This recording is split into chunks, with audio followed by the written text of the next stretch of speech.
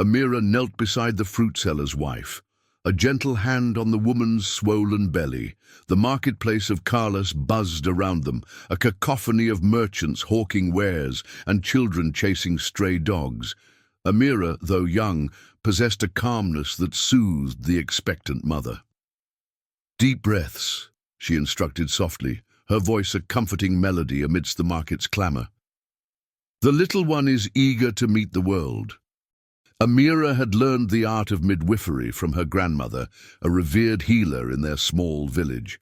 Her gentle touch and intuitive understanding of childbirth had earned her a reputation that stretched beyond their humble home. A wrinkled hand clutched Amira's arm. "Bless you, child," the fruit seller rasped, his eyes filled with worry. "My wife, she is young. This is her first." Amira smiled reassuringly. "All will be well," she promised. "The babe is strong." She adjusted the woman's position, easing the pressure on her back. Amira knew the pain of childbirth firsthand, having helped bring many new lives into the world. She believed every birth was a sacred miracle, a testament to the strength and resilience of women. Across the marketplace, whispers followed a group of veiled women. They moved with an air of quiet authority, their expensive silks rustling against the rough-spun clothes of the common folk. These were the representatives of wealthy families, searching for suitable brides for their sons. In Carlos, lineage was everything. A man's worth was measured by the strength of his bloodline, the promise of future generations. And for those who struggled to produce heirs, a fertile bride was a valuable commodity, often bought and sold like the finest silks and spices. Amira, unaware of the scrutinizing eyes upon her, continued to tend to the fruit seller's wife. Her focus was solely on the miracle unfolding before her, the new life struggling to enter the world. When the baby's first cry finally pierced the market's noise, a collective sigh of relief swept through the crowd. Amira cradled the newborn, a small bundle wrapped in a worn blanket. She presented the child to the proud parents, their faces etched with joy and gratitude. As the celebration subsided, a veiled figure approached Amira. The woman's face was hidden, but the intricate gold embroidery on her robe and the distinctive insignia of a falcon clutching a crescent moon spoke of immense wealth and power. The insignia was unmistakable. It belonged to the household of Sheik, the revered war hero and ruler of Carlos. The veiled woman spoke, her voice low and commanding. "You are Amira, the midwife's apprentice." Amira nodded, her heart pounding in her chest. "My master wishes to speak with you," the woman continued. "He requires your services." Amira hesitated, a sense of unease settling over her. She had heard tales of young women being purchased for their fertility, destined to become breeding stock for powerful families. The thought chilled her to the bone. Before she could respond, the veiled woman pressed a heavy pouch of coins into her hand. "Consider this a token of my master's esteem," she said. "Come with me." Amira, her hand trembling, knew she had no choice. The weight of the coins, the unspoken command in the woman's voice, sealed her fate. She was being purchased, not for her skills as a midwife, but for something far more intimate and terrifying.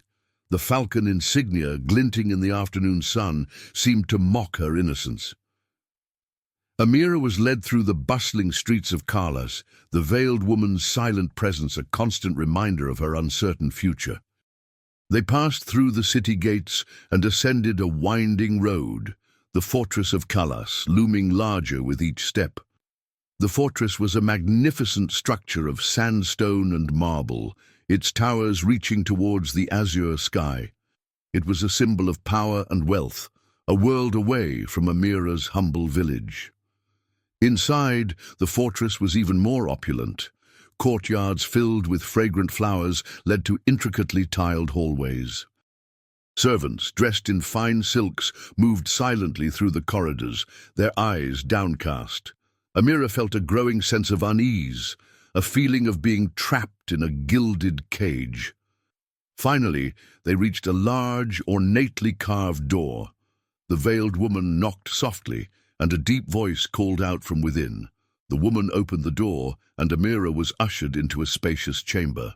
The room was dimly lit, the only light coming from a few flickering oil lamps. At the far end of the chamber, a man sat on a low divan, his face partially obscured by shadows. He gestured for Amira to approach. As she drew closer, the man rose to his feet, the light revealing his features. It was Sheik Farouk.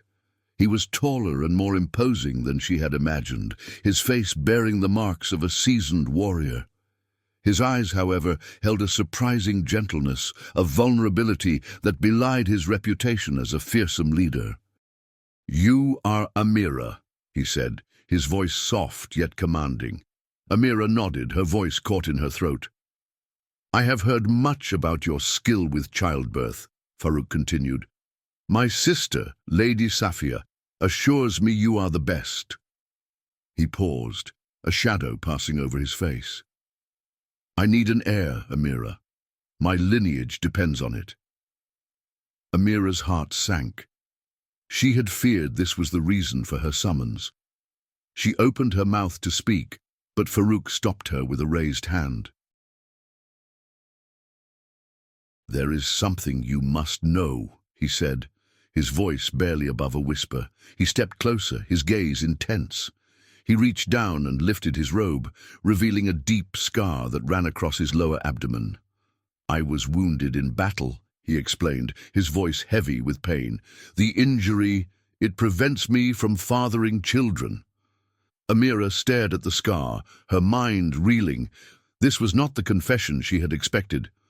She had anticipated arrogance, demands, but not this raw vulnerability. She felt a surge of empathy for the powerful sheikh, the weight of his secret burden. Instead of the scorn he clearly expected, Amira reached out and gently touched the scar. "I understand," she whispered. "Your secret is safe with me." Farouk looked at her, surprised by her reaction. He had braced himself for rejection, for disgust. Instead, he saw compassion in her eyes, a quiet strength that resonated with his own weariness. "I do not expect you to fulfill the duty you were brought here for," he said, his voice filled with gratitude. "I offer you companionship, respect, a place of safety, nothing more." Amira met his gaze, her heart filled with a strange mixture of relief and sadness. "I accept," she said softly. In that moment, a silent pact was formed, a bond of trust forged in the heart of the opulent fortress, a secret shared between a sheikh and the woman who was supposed to bear his heir. Amira found a strange peace within the fortress walls. Her days were filled with tending the small herb garden within the courtyard, a task she found surprisingly soothing. The fortress, despite its grandeur, felt less like a prison and more like a sanctuary. She had her own chambers, simple but comfortable, overlooking the bustling city below. The servants, initially wary of the new arrival, warmed to her gentle nature and quiet wisdom. She spent hours in the fortress library, poring over ancient texts on medicine and herbal remedies, expanding her knowledge. Yet, a shadow lingered over her newfound tranquility. The weight of expectation, the unspoken duty to produce an heir, hung heavy in the air. Lady Safia, Farouk's sister, made sure Amira was constantly reminded of her purpose. She would often visit Amira in the garden, her sharp eyes assessing, her words veiled in subtle reminders. "The sheikh needs a strong heir, Amira," she would say, her voice smooth as silk. "The future of Carlos rests on your shoulders." Amira would nod politely, her heart heavy with a secret she could not share. Farouk, too, seemed to carry the burden of his lineage. He spent long hours in his council chambers, dealing with the affairs of the kingdom. But in the stolen moments they shared, a different connection blossomed between them. They would meet in the cool of the evening, strolling through the moonlit gardens, their conversations hushed and intimate. Farouk would speak of the pressures of leadership, the constant threat from rival clans, the weight of his people's expectations. Amira, in turn, would share stories of her village life, the simple joys and sorrows of ordinary people. He found solace in her quiet strength, her unwavering compassion. She saw in him not a fearsome warrior, but a man weary of the burdens he carried. They spoke of books, of poetry, of the stars that glittered above the desert sky. Their conversations were a refuge from the demands of their world, a space where they could be themselves, free from the expectations of others. One evening, as they sat by the fountain, the sound of water masking their words, Farouk turned to Amira, his gaze intense. "I find myself looking forward to these moments," he confessed, his voice low. "Your presence, it calms me." Amira blushed, her heart fluttering in her chest. "I feel the same," she whispered, her voice barely audible. A shared smile passed between them, a silent acknowledgement of the bond that was growing between them, a bond that transcended duty and expectation, a bond built on mutual respect and understanding. Lady Safia was a woman of sharp angles and sharper words. Her movements were precise, her gaze unwavering, her presence a constant reminder of the power she wielded within the fortress walls. She observed Amira and Farouk's growing closeness with thinly veiled suspicion. She saw the stolen glances, the hushed conversations, the easy laughter that echoed through the courtyards. It unsettled her. Amira, the simple midwife's apprentice, was not supposed to capture her brother's attention. She was meant to fulfill a duty, to provide an heir, nothing more. One afternoon, as Amira tended to the herb garden, Safia approached, her silk robe trailing behind her like a whisper of warning. "The herbs are thriving under your care, Amira," she observed, her voice smooth as honey, "just as the Sheik's lineage should be thriving under your influence." Amira straightened, her hands stilling amongst the fragrant leaves. She understood the veiled meaning in Safia's words. The pressure to produce an heir was never far from the surface.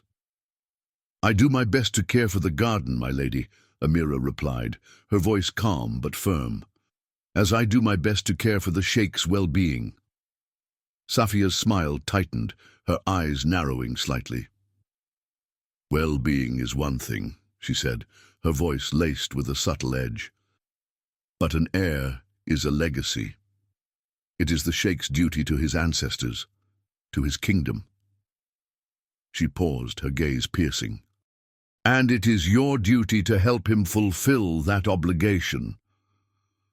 Amira felt a chill run down her spine. Safia's words were not a request. They were a thinly veiled threat. She knew the Sheik's secret, a secret that could shatter his reputation, his power. And Safia, with her ambition and sharp intellect, was not a woman to be trifled with. "I understand my role, my lady," Amira replied, her voice barely above a whisper. "I pray for the Sheik's happiness, for the prosperity of Carlos." Safia's smile returned, cold and calculating. "Indeed," she said, her voice smooth as silk once more, "the Sheik's happiness and the prosperity of Carlos are intertwined. Do not forget that, Amira." She turned and glided away, leaving Amira standing alone amongst the fragrant herbs, the weight of her secret pressing down on her like a heavy shroud. The sun, which moments before had warmed her skin, now felt like a spotlight, exposing her vulnerability, reminding her of the precarious position she held within the fortress walls. Safia's words, though softly spoken, echoed in her ears, a constant reminder of the danger that lurked beneath the surface of the opulent fortress. The desert night cooled the fortress stones, offering a respite from the day's relentless sun. Farouk found Amira on the rooftop terrace, gazing at the star-dusted sky. He joined her, the silence comfortable between them. "It is peaceful here," he said, his voice low. "Away from the noise, the demands." Amira nodded, her gaze still fixed on the heavens. The stars feel so close, she murmured, as if they hold all the secrets of the world. Farouk sighed, the weight of his own secrets heavy on his shoulders. Sometimes, he confessed, I feel as though the walls of this fortress are closing in on me. The expectations, the constant pressure to be strong, to be the leader they expect me to be. Amira turned to him, her eyes filled with understanding. You are strong, Farouk, she said softly, but even the strongest need a moment to breathe, to simply be themselves. He met her gaze, surprised by her perceptiveness. My sister, Safia, she believes an heir will solve everything, he continued, his voice tinged with bitterness. She doesn't understand. An heir cannot fill the void, cannot erase the burden I carry. Amira reached out and gently touched his hand. She means well, she said, her voice soothing. She simply wants what she believes is best for you, for Carlos. Farouk shook his head. She wants what she believes is best for herself, he corrected, his voice low. She craves power, control. An heir would simply be a pawn in her game. Amira remained silent, her hand still resting on his. She understood the complexities of family, the tangled web of loyalty and ambition. I had a dream, she said after a moment, her voice barely above a whisper. A foolish dream, perhaps. Farouk turned to her, his gaze encouraging. Tell me, he said softly. I dreamed of helping women, Amira confessed, her eyes shining with a newfound passion. Not just with childbirth, but with their health, their well-being. I dreamed of opening a clinic, a place where women could come for advice, for healing, for support. Farouk smiled, captivated by her enthusiasm. It is not a foolish dream, Amira, he said, his voice filled with admiration. It is a noble one. But within these walls, she continued, her voice tinged with sadness, I feel confined. My purpose, my potential feels limited. Farouk squeezed her hand gently. Your purpose is not limited, Amira, he assured her. You bring peace, understanding to this fortress, to me. You are a healer, not just of bodies, but of souls. Amira looked at him, her heart swelling with gratitude. In his eyes, she saw not a sheik, a ruler, but a man who understood her, who valued her for who she was, not for what she could provide. The silence returned, but it was no longer filled with the weight of unspoken expectations. It was a comfortable silence, a shared understanding, a bond of confidence that deepened with every shared breath, every stolen glance, every whispered word. The stars above them twinkled, silent witnesses to the blossoming connection between a sheik and the woman who had become his confidant, his solace, his unexpected friend. A palanquin, draped in vibrant silks, arrived at the fortress gates. Its arrival caused a ripple of excitement amongst the servants, their hushed whispers carrying on the desert breeze. Amira, tending to her herb garden, felt a prickle of unease. She knew instinctively that this arrival would disrupt the fragile peace she had found within the fortress walls. Lady Safia emerged from the palanquin, her face alight with a triumphant smile. She gestured to the servants who carefully lowered the palanquin to the ground. From within, a woman emerged, her beauty as striking as the desert sunrise. She was Zara, the concubine Safia had chosen for her brother. Zara's eyes, dark and alluring, scanned the courtyard, taking in the opulent surroundings. She moved with a grace that belied her humble origins, her every gesture a calculated display of feminine charm. Safia presented Zara to the household staff, her voice ringing with pride. "This is Zara," she announced.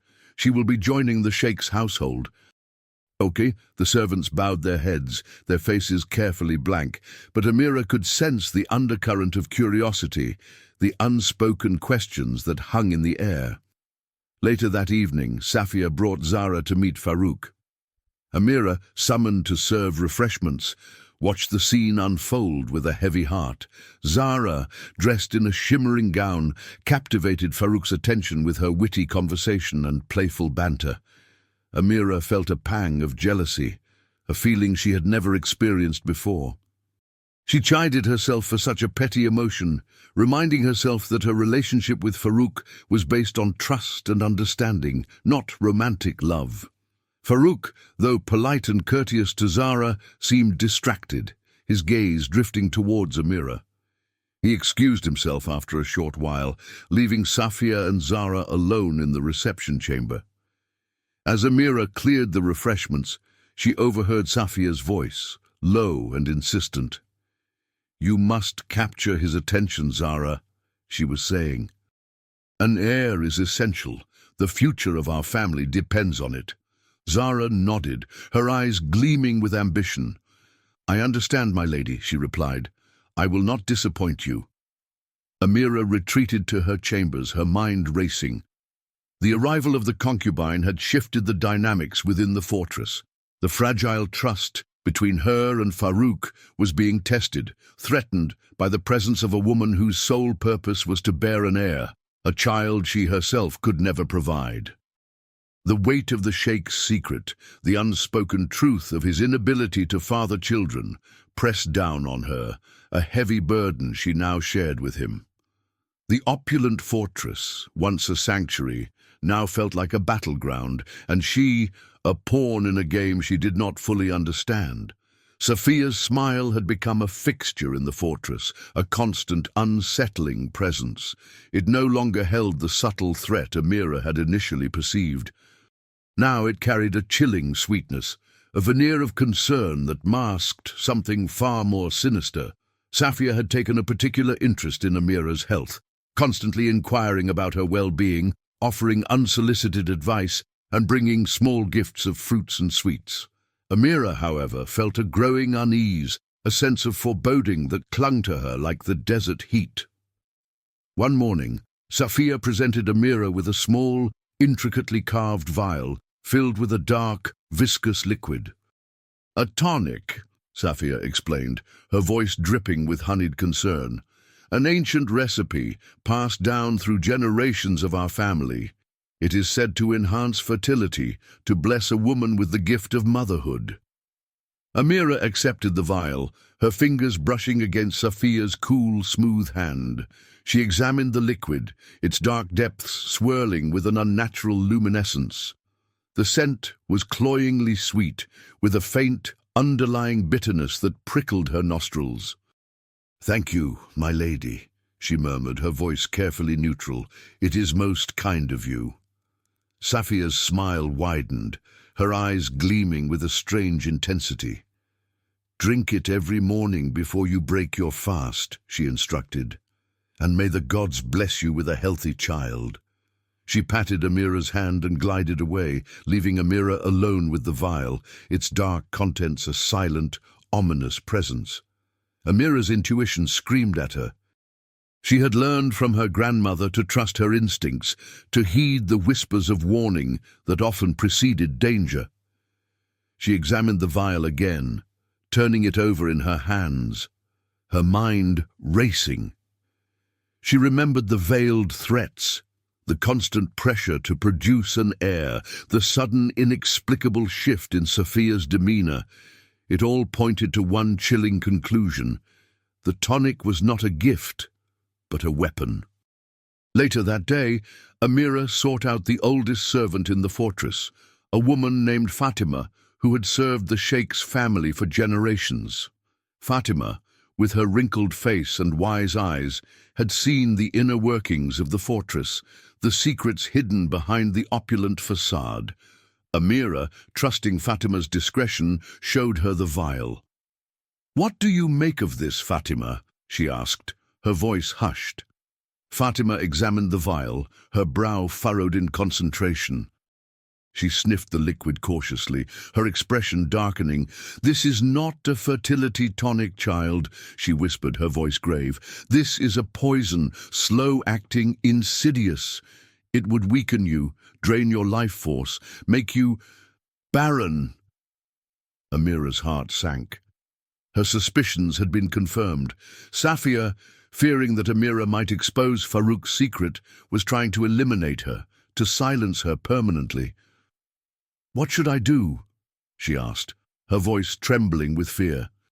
Fatima took her hand, her grip surprisingly strong. "Be careful, child," she whispered. "Pretend to take the tonic, but discard it when no one is watching, and trust no one, especially not those who smile the sweetest." Amira thanked Fatima, her heart filled with gratitude for the old woman's wisdom and loyalty. She returned to her chambers, the vial clutched tightly in her hand. She knew she was walking a dangerous path, caught in a web of deceit and treachery. But she was determined to survive, to protect herself, and to uncover the truth no matter the cost. She poured the dark liquid into a small crack in the floor, watching as it disappeared into the darkness, a silent testament to the danger that lurked within the fortress walls. She knew she had to be careful, to be vigilant. Safia was a formidable enemy, and the game she was playing was one of life and death. Farouk paced the length of his chambers, the weight of his kingdom pressing heavily upon him. He ran a hand through his beard, his brow furrowed in thought. The arrival of Zara had stirred up old anxieties, the constant reminder of his inability to produce an heir. His sister's insistent whispers echoed in his ears, reminding him of his duty, his obligation to his lineage. Yet his heart ached for Amira, the woman who had offered him comfort and understanding, the woman who had become his confidant, his friend. He found solace in her presence, a peace he had not known before. Her gentle nature, her quiet strength, calmed the turmoil within him. He admired her intelligence, her compassion, her unwavering spirit. He knew deep down that his feelings for her transcended duty, expectation, even the desire for an heir. But the pressure from his family, from his council, was relentless. They demanded an heir, a symbol of stability, a guarantee for the future of Kalas.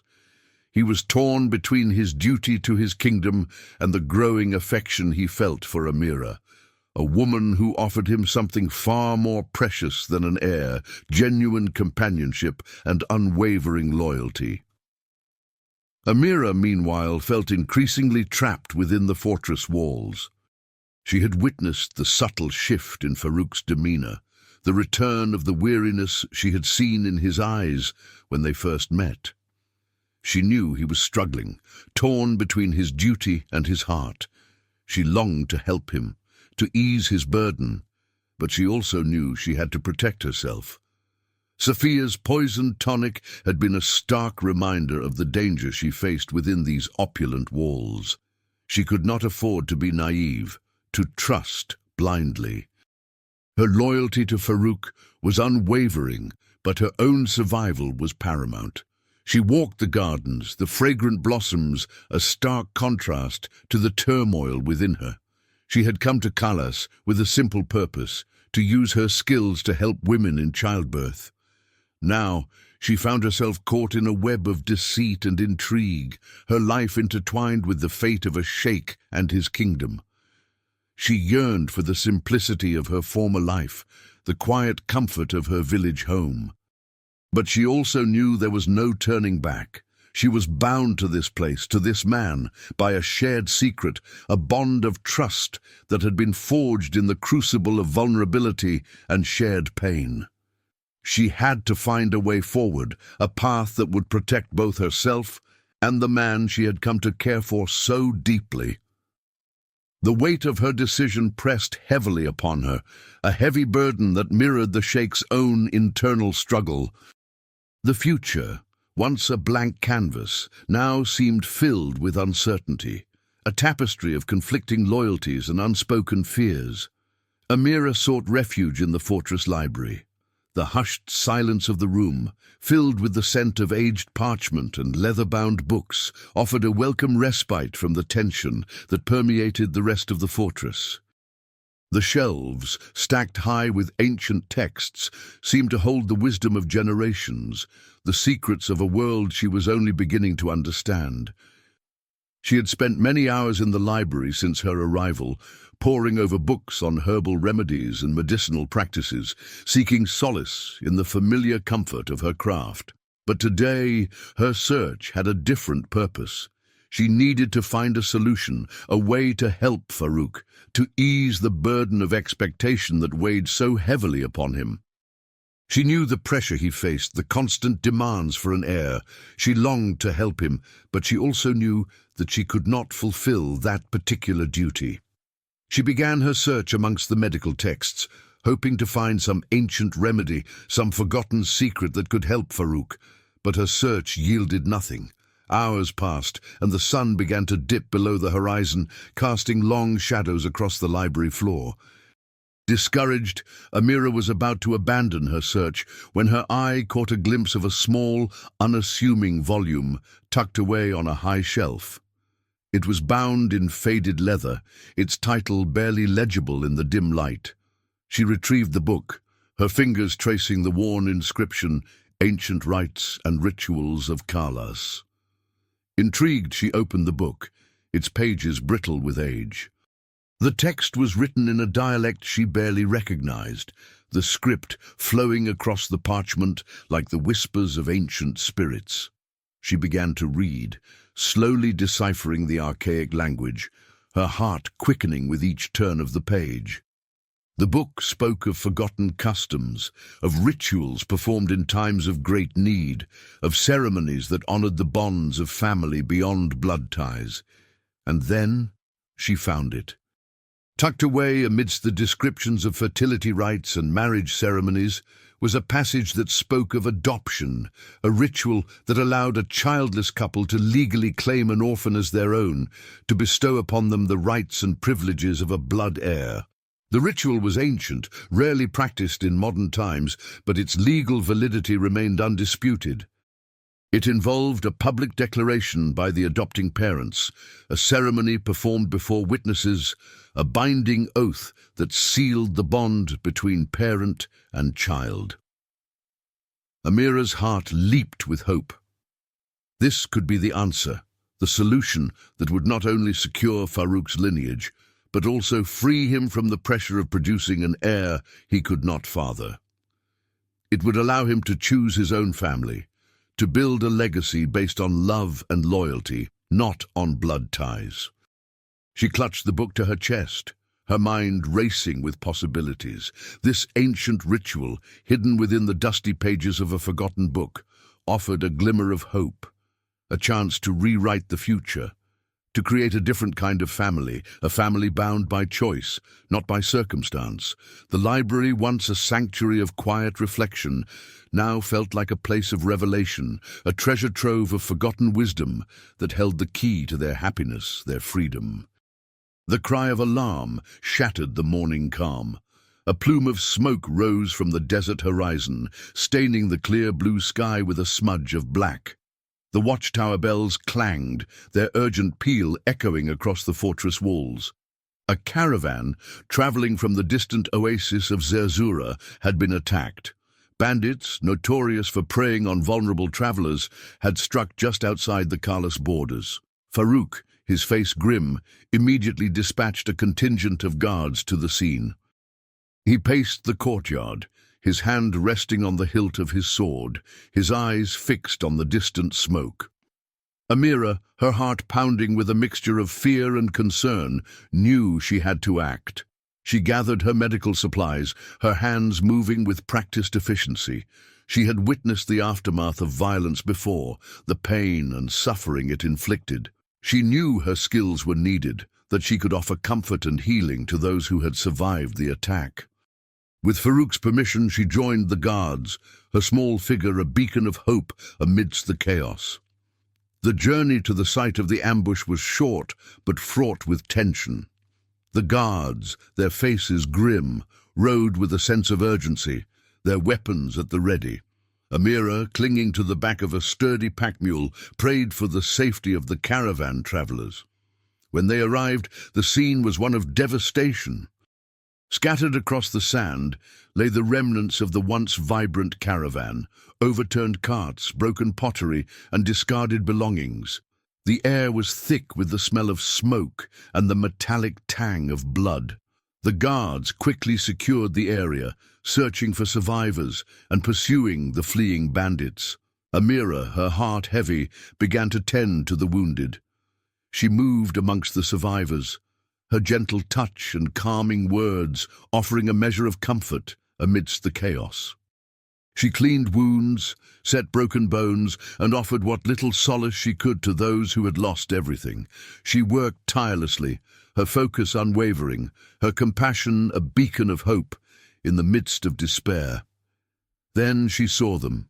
Two small bundles, wrapped in faded blankets, lay nestled beneath a shattered cart.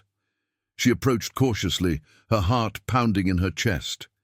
She gently unwrapped the blankets, revealing two tiny faces, their eyes closed in peaceful slumber. They were twins, a boy and a girl, barely a few months old.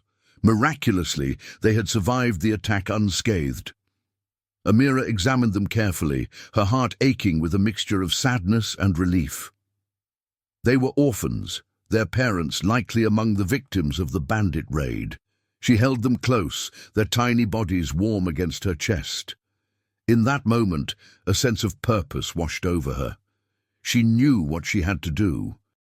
She would care for these children, protect them, offer them the love and security they had lost. She looked up at the smoke-filled sky, a silent prayer forming on her lips.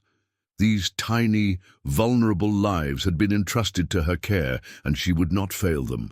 The discovery of the twins, amidst the devastation and despair, had ignited a spark of hope within her, a sense of purpose that transcended the chaos and tragedy that surrounded her. They were a symbol of resilience, a testament to the enduring power of life, even in the face of death. And in that moment, Amira knew that her life too had been irrevocably changed. Back in the fortress, Amira couldn't shake the image of the orphan twins. She settled them in a quiet room, near her own chambers, and tended to their needs. The babies, thankfully healthy, slept peacefully, oblivious to the turmoil that swirled around them. Amira knew she had to tell Farouk about the children, about the idea that had been blossoming in her mind since she'd discovered the adoption ritual in the library. But something held her back.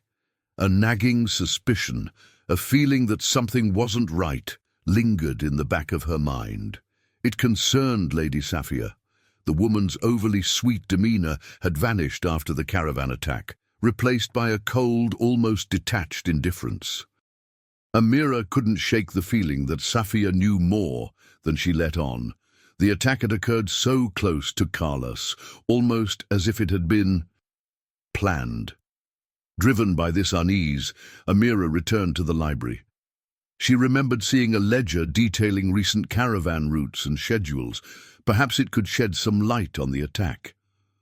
She found the ledger, its pages filled with neat rows of script. As she scanned the entries, her eyes landed on a notation beside the Zazura caravan listing. A small, almost imperceptible symbol had been drawn in the margin, a stylized scorpion. Amira's heart pounded in her chest. She recognized the symbol. It was the insignia of the Banu Akrab, a rival clan known for their ruthlessness and their long-standing feud with Farouk. A chilling realization washed over her. The attack hadn't been random. It had been orchestrated. But why? And what did Safia have to do with it? She searched the library for any correspondence, any record of communication between Safia and the Banu Akrab. Her search led her to a hidden compartment behind a loose bookshelf, a secret space she doubted anyone but Safia knew about. Inside, she found a stack of letters bound with a silk ribbon. Her hands trembling, she untied the ribbon and began to read. The letters confirmed her worst fears. Safia had been in communication with the Banu Akrab, plotting with them to destabilize Farouk's rule, to exploit his inability to produce an heir and seize control of Kalas. The caravan attack had been a deliberate act of sabotage, intended to weaken Farouk's position and create chaos within the kingdom. Safia had promised the Banu Akrab a share of the spoils, a portion of Carlos's wealth, in exchange for their support. The letters detailed her plans, her ambition laid bare in stark, chilling prose. She intended to use Zara, the concubine, as a pawn in her game, a means of further undermining Farouk's authority. Amira felt a wave of nausea wash over her. The woman she had once considered a formidable but ultimately loyal figure was a traitor, a viper in the heart of the fortress. She had used Amira, manipulated her, poisoned her, all in pursuit of her own selfish ambitions. Amira clutched the letters to her chest, her mind racing. She had to tell Farouk, to warn him of the danger he faced. But she also knew she had to be careful. Safia was cunning, ruthless, and she would stop at nothing to achieve her goals. The evidence she held in her hands was damning, but it was also dangerous. She had to present it to Farouk in a way that would not only expose Safia's treachery, but also protect herself from her wrath. The fate of Carlos, and perhaps her own life, hung in the balance. Amira found Farouk in the training grounds, practicing swordplay with his guards. He moved with a practiced grace, his blade flashing in the afternoon sun. But his eyes, usually sharp and alert, held a shadow of weariness. Amira waited until he finished, her heart pounding in her chest. She knew this conversation would change everything. "Farouk," she said, her voice soft but firm, "I need to speak with you. Alone." He dismissed his guards with a nod, his gaze questioning. They walked to a secluded corner of the courtyard, the fountain's gentle murmur masking their words. Amira took a deep breath, steeling herself for what she had to say. "I have discovered something disturbing," she began, her voice trembling slightly. "Something you need to know." She held out the letters she had found in the library, their silk ribbon undone, the damning words exposed. These are from your sister, Safia. They reveal her treachery, her dealings with the Banu Akrab." Farouk's brow furrowed, his eyes narrowing as he took the letters. He read them slowly, his expression hardening with each passing line. When he finished, he crumpled the letters in his fist, his knuckles white with anger. "She betrayed me," he said, his voice low and dangerous. "My own sister. She plotted with the Banu Akrab to destabilize your rule, to exploit your situation," Amira continued, her voice barely above a whisper. "The caravan attack. It was not random. It was orchestrated by Safia to weaken your position, to create chaos." Farouk looked at her, his eyes filled with a mixture of anger and pain. "Why?" he asked, his voice raw with emotion. "Why would she do this?" "She craves power, Farouk," Amira explained. "She believes she is entitled to rule Carlos. She sees you, your inability to produce an heir, as a weakness, an opportunity to seize control." Farouk turned away, his shoulders slumped in defeat. He seemed to age before Amira's eyes, the weight of his sister's betrayal crushing him. Amira reached out and gently touched his arm. "There is another way, Farouk," she said softly. "A way to secure your lineage, to protect Carlos, without succumbing to Safia's schemes." He turned back to her, his gaze questioning. "What do you mean?" he asked. Amira took another deep breath, her heart pounding.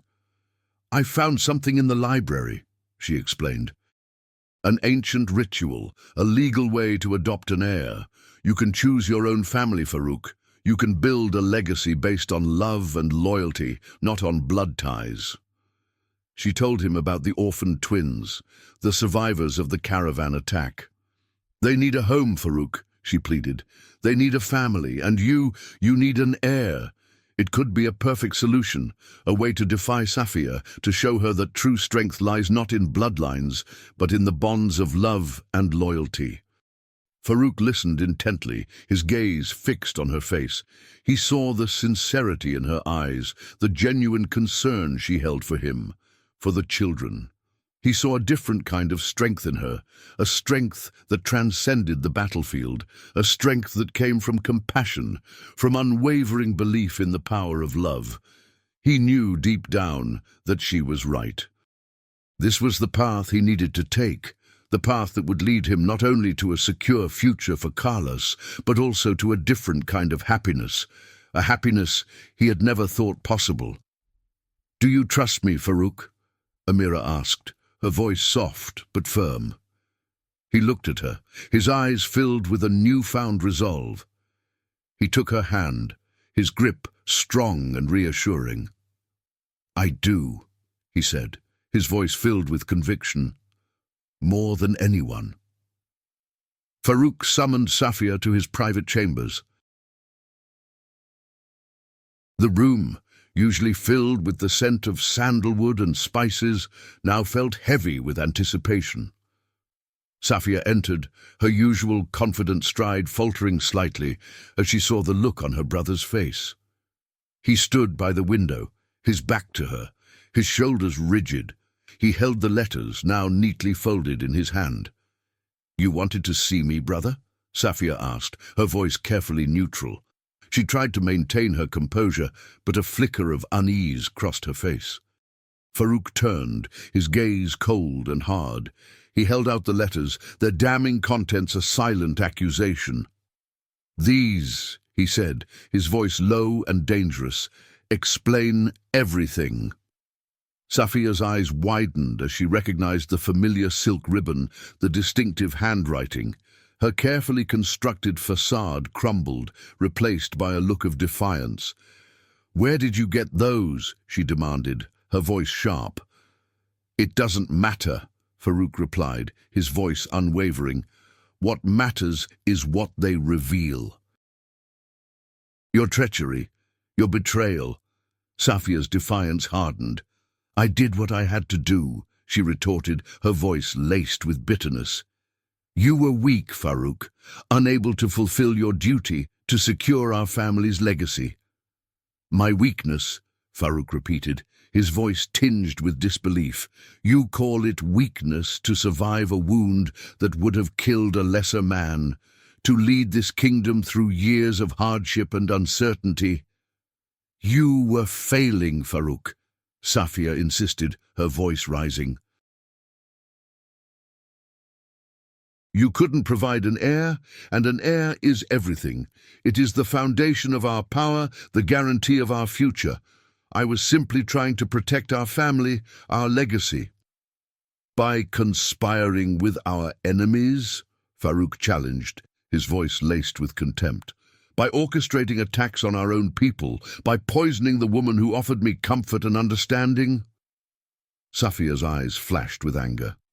"She was a threat," she hissed. "A manipulative interloper who sought to undermine my influence. She is the only person in this fortress who has shown me true loyalty," Farouk countered, his voice filled with conviction. "She saw my vulnerability, my pain, and she offered me comfort, not condemnation. She saw a man, not a sheik, not a symbol of power, but a human being struggling to bear the weight of his responsibilities."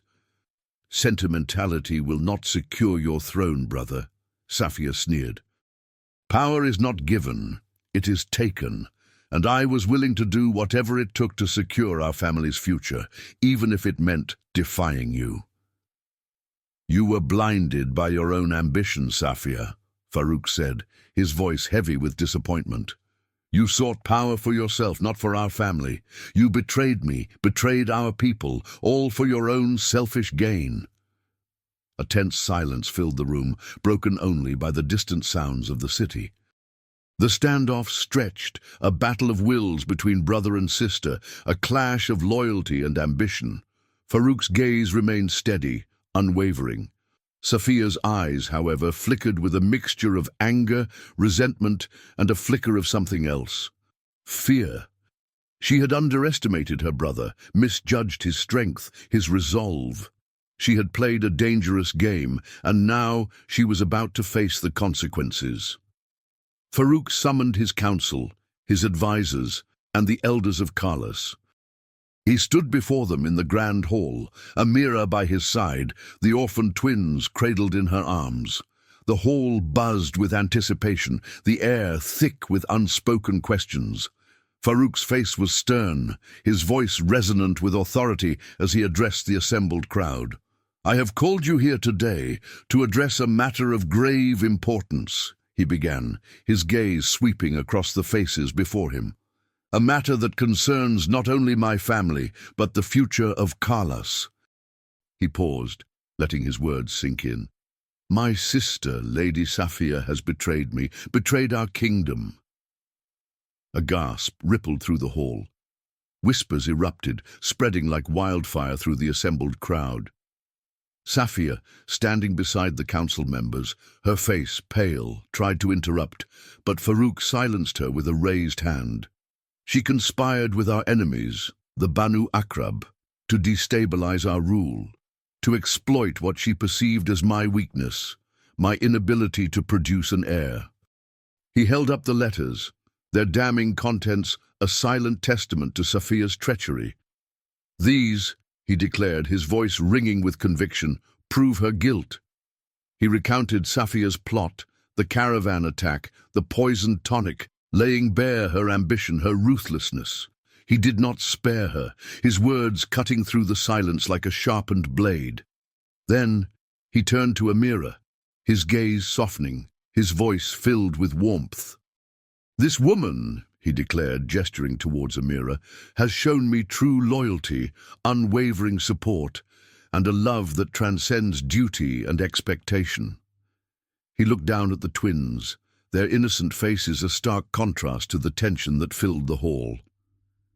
"These children," he continued, his voice filled with emotion, "are the future of Colors. They are my chosen heirs, my family." He explained the ancient ritual of adoption, its legal validity, its power to create a family beyond blood ties. "I choose love over blood, loyalty over lineage," he declared, his voice ringing with conviction. "I choose Amira and these children over the schemes and ambitions of those who would seek to divide us." He turned back to the assembly, his gaze firm. "I ask you, the people of Carlos, to accept my decision, to embrace these children as your future rulers, to recognize the strength that lies not in bloodlines, but in the bonds of love and loyalty." A hush fell over the hall, the weight of his words settling upon the assembled crowd. Then, slowly, tentatively, a murmur of approval began to spread. It grew louder, stronger, until it filled the hall, a wave of acceptance, a testament to the power of Farouk's words, the sincerity of his conviction. He had chosen family, chosen love, chosen a different path, a path that challenged tradition, defied expectation, and ultimately united his people. He had exposed his vulnerability, his secret, and in doing so, he had found true strength, true acceptance. The future of Carlos, once uncertain, now rested on the shoulders of two orphaned children, embraced by a sheik, and the woman who had shown him the true meaning of family. The day of the presentation dawned bright and clear. The courtyard of the palace bustled with activity. Banners bearing the falcon insignia of Sheikh Farouk fluttered in the gentle breeze. The people of Carlos, dressed in their finest clothes, filled the square, eager to witness the presentation of the Sheikh's heirs. Farouk, dressed in a simple white robe, stood beside Amira. She held the twins, dressed in matching silk outfits, one in each arm. They gurgled and cooed, oblivious to the significance of the occasion. Farouk took a deep breath, his heart pounding in his chest. This was the moment of truth, the moment when he would reveal his secret to his people, the secret he had carried for so long. He stepped forward, his voice clear and strong, reaching every corner of the crowded square. "People of Carlos," he began, "I stand before you today, not just as your sheikh, but as a man who has learned a valuable lesson, a lesson about the true meaning of family." He paused, his gaze sweeping across the upturned faces. "For many years I have carried a burden, a secret that has weighed heavily upon me. A wound from battle has left me unable to father children." A hush fell over the crowd, the weight of his confession settling upon them. "Many of you have questioned my lineage, my ability to provide an heir to secure the future of Kalas," Farouk continued, his voice unwavering. "Today, I answer those questions. I present to you, the people of Kalas, my heirs, my family." He gestured towards Amira and the twins, their small faces peering curiously at the crowd. "These children," he declared, his voice filled with emotion, "are the future of our kingdom. They are not of my blood, but they are of my heart. They are my chosen family, adopted through an ancient ritual, a ritual that recognizes the bonds of love and loyalty as stronger than any blood tie." He looked at Amira, his eyes filled with gratitude and love. "Amira," he said, his voice softening, "has shown me the true meaning of family. She has stood by me, supported me, and taught me that true strength lies not in bloodlines, but in the bonds we choose to create." He turned back to the crowd, his gaze firm. "I have revealed my secret to you, my people, not out of shame, but out of pride. Pride in the family I have chosen, pride in the woman who has shown me the true meaning of love and loyalty." He held out his hand to Amira, drawing her closer. "Together," he declared, his voice ringing with conviction, "we will raise these children, guide them, and prepare them to lead Kalas into a future filled with hope and prosperity. A future built not on the strength of blood, but on the strength of love." The crowd erupted in cheers, their voices echoing across the square. They had witnessed a moment of profound vulnerability, a moment of unexpected revelation. They had seen their Sheik, their warrior leader, embrace a different kind of strength, a strength that came from the heart, a strength that resonated with the deepest values of their culture. The twins, oblivious to the cheers and applause, gurgled happily in Amira's arms, their innocent faces a symbol of hope, a promise of a brighter future for Kalas. Life in Kalas settled into a new rhythm. The twins, now officially recognized as Sheikh Farouk's heirs, thrived under the care of Amira and the fortress staff. They were named Zara and Zain, and their laughter echoed through the once quiet corridors, filling the fortress with a newfound joy. Amira, no longer burdened by the expectation of producing an heir, devoted her time to her dream of helping the women of Kalas. With Farouk's support, she established a small clinic within the fortress walls, a place where women could come for advice, for healing, for support. She taught them about herbal remedies, about hygiene, about the importance of prenatal care. She empowered them with knowledge, giving them a voice, a sense of control over their own bodies and their own lives. Farouk, freed from the pressure of producing an heir, found a new sense of purpose in his leadership. He ruled with wisdom and compassion, his decisions guided by a deep understanding of his people's needs. He spent his evenings with Amira and the twins, reading stories, playing games, and simply enjoying the quiet intimacy of family life. He marveled at Amira's strength, her resilience, her unwavering dedication to helping others. He realized that he loved her, not for what she could provide, but for who she was, a woman of unwavering compassion, boundless courage, and quiet wisdom. One evening, as they sat by the fountain, the twins asleep in their cradles, Farouk turned to Amira, his gaze intense. "I never thought I would find happiness like this," he confessed, his voice low. "A family, a love that transcends duty and expectation." Amira smiled, her eyes shining with happiness. "Me neither," she whispered, "but sometimes the greatest gifts come in the most unexpected ways." Farouk took her hand, his touch gentle but firm. "Will you marry me, Amira?" he asked, his voice filled with emotion. Not as a duty, not as a means to an end, but as a testament to the love we have found, the family we have created. Tears welled up in Amira's eyes, tears of joy, of gratitude, of overwhelming love. Yes, she whispered, her voice choked with emotion. 1,000 times yes. Their wedding was a simple affair, a quiet ceremony held in the fortress gardens, witnessed by a small gathering of close friends and loyal servants. There were no grand pronouncements, no elaborate displays of wealth and power. It was a celebration of love, of family, of a bond that had been forged in the crucible of shared secrets and mutual respect. Years passed, and the twins grew into strong, intelligent children. Their laughter echoing through the fortress walls, they learned from both their parents, from Farouk's wisdom and Amira's compassion. They were raised to value kindness, to respect others, and to understand that true strength lies not in power or privilege, but in the bonds of love and loyalty. The story of Sheik Farouk, Amira, and their adopted twins became a legend in Kalas, a tale whispered around campfires, sung by wandering minstrels, a story that challenged traditional notions of lineage and celebrated the power of chosen family.